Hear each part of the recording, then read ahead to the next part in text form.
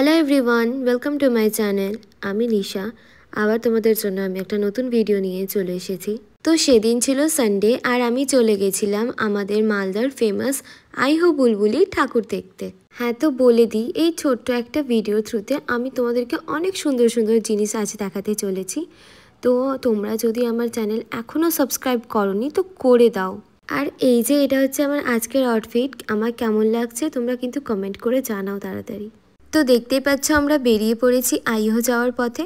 তো তোমাদের সাথে একটা জিনিস শেয়ার করে দিই যে আমাদের আইহো বুলবুলির মা কালী কিন্তু ভীষণ জাগ্রত।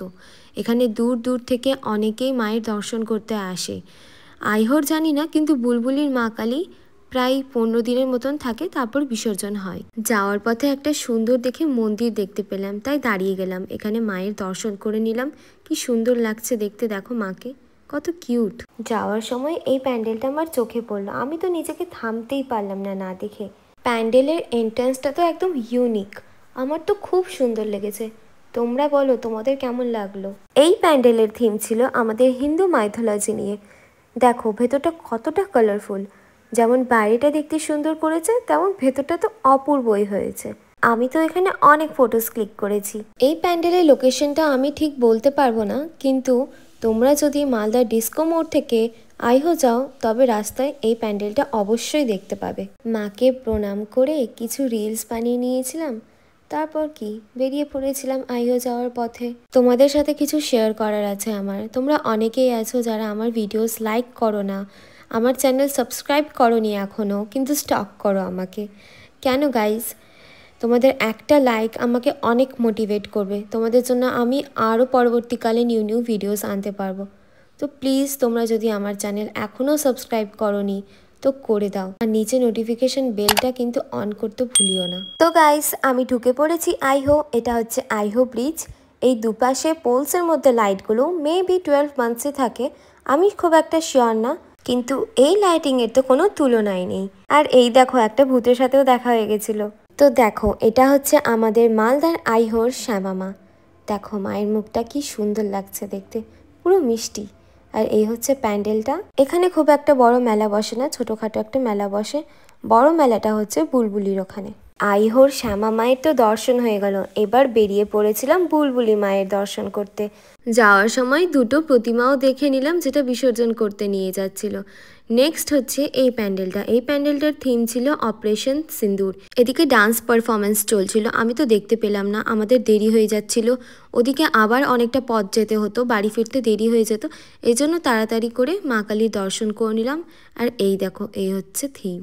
এটা হচ্ছে বুলবুলির লাইটিং এন্ট্রান্সটা, কিন্তু তার আগে এই প্যান্ডেলটা পড়ে। ভেতরে তো যাওয়া হয়নি আমার, তবে মায়ের প্রতিমাটা আমি বাইরে থেকে দর্শন করে নিয়েছিলাম।